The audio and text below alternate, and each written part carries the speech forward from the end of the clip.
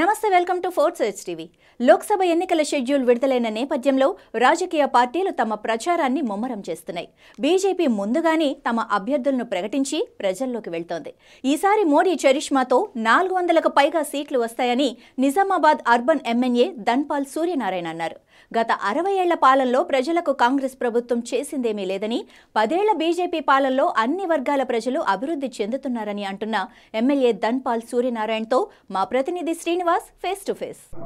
Lok Sabha schedule రానే వచ్చింది. ఈ నేపథ్యంలో కూడా అన్ని పార్టీలు బీజేపీ కావచ్చు, కాంగ్రెస్, బీఆర్ఎస్ కూడా ప్రయత్నాలు కూడా ముమ్మరంగా సాగిస్తున్నాయి. అయితే బీజేపీ పార్టీ కూడా ముందస్తుగానే సిట్టింగ్ ఉన్నటువంటి ఎంపీని కూడా ప్రకటించిన నేపథ్యంలో కూడా అభ్యర్థిగా ప్రకటించారు. ఈ నేపథ్యంలో కూడా ఇప్పటికే బీజేపీ అనేది దూసుకుపోయినటువంటి పరిస్థితి కనిపిస్తుంది. మోదీ కూడా ఇప్పటికే ఆదిలాబాద్ కావచ్చు, ఇక్కడ హైదరాబాద్ కావచ్చు, తెలంగాణలో పర్యటిస్తున్న నేపథ్యంలో కూడా ఎలాంటి పరిస్థితులు నెలకొన్నాయి, ఎన్ని సీట్లు వస్తాయనే అంశం పైన మాట్లాడడానికి మనతో పాటు నిజామాబాద్ అర్బన్ ఎమ్మెల్యే ధన్పాల్ సూర్యనారాయణ గారు మాట్లాడే ప్రయత్నం చేద్దాం. అన్న నమస్తే. అన్న చెప్పండి.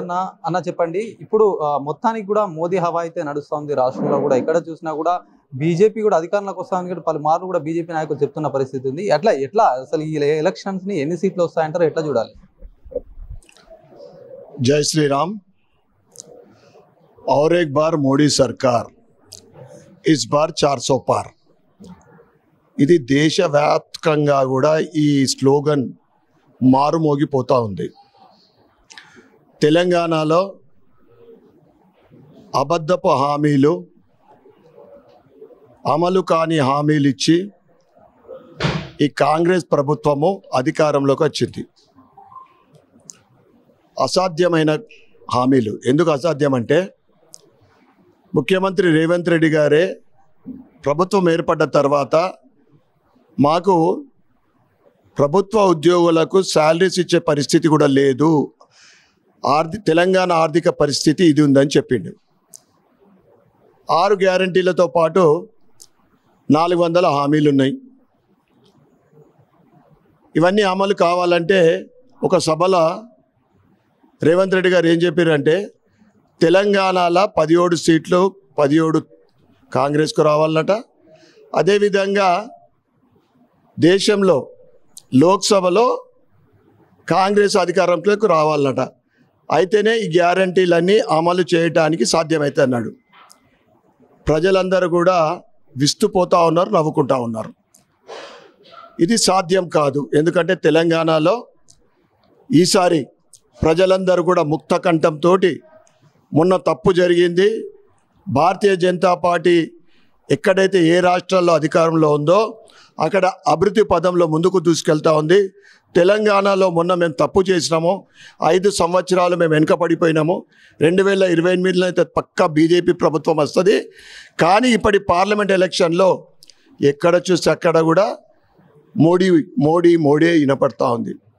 జనవరి 22 నుంచి అయోధ్యలో రాముడు వచ్చిన తర్వాత ఎక్కడ మొత్తం దేశవ్యాప్తంగా మోడీ. ఇక్కడ ఈ 17 సీట్లలో మొన్న అమిత్ షా గారు హైదరాబాద్ వచ్చినప్పుడు ఆయన చెప్పడం జరిగింది, 12 సీట్ల పైన భారతీయ జనతా పార్టీ గెలుచుకోబోతూ ఉంది.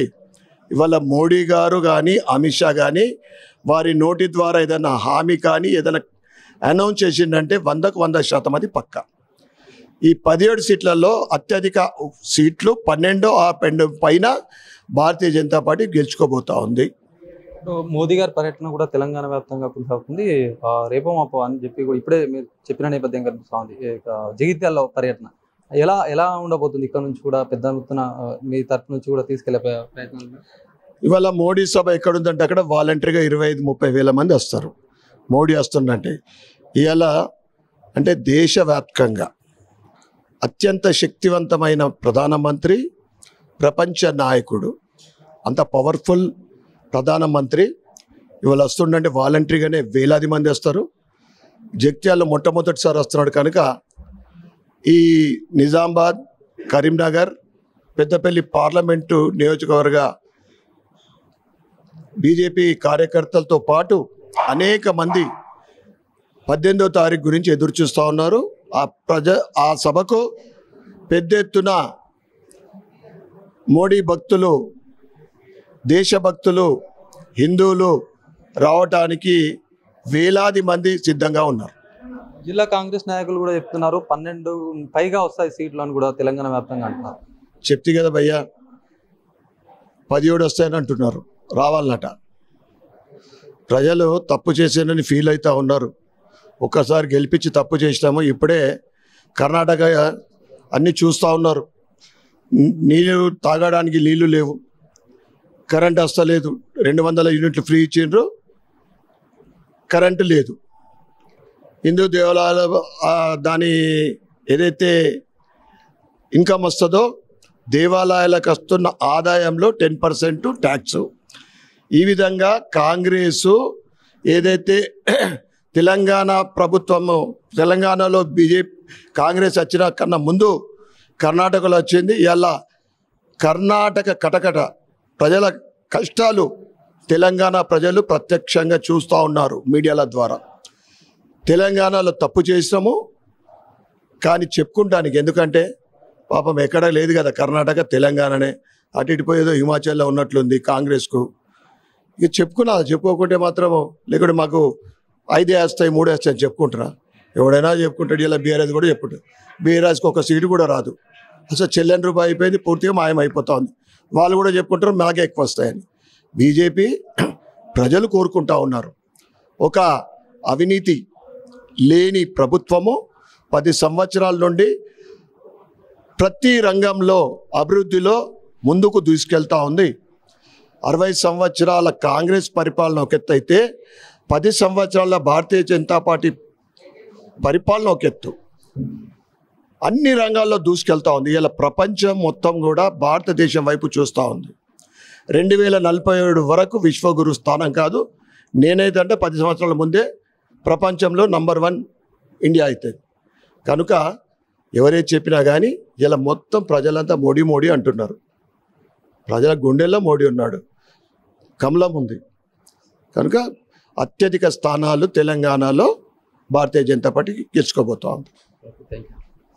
ఇది మొత్తానికి కూడా తెలంగాణలో పెద్ద మొత్తంలో అంటే 12కు పైగా కూడా వస్తాయని కూడా బీజేపీ సంబంధించిన నాయకులు చెప్తున్న పరిస్థితి అయితే 60 ఏళ్ళ కాంగ్రెస్ పాలన కంటే ఇప్పుడు 10 ఏళ్ళ బీజేపీ పాలన అన్ని వర్గాల ప్రజలు కూడా అభివృద్ధి చెందారు. కాబట్టి మోదీ ప్రభుత్వం ఏదైతే 400 పైగా సీట్లు వస్తాయని ఆశాభావం వ్యక్తం చేస్తున్నటువంటి పరిస్థితి ఉంది. ఇది ఇక్కడ ఉన్నటువంటి తాజా పరిస్థితి. కెమెరామెన్ సందీప్తో శ్రీనివాస్, 4 Sides TV, నిజామాబాద్.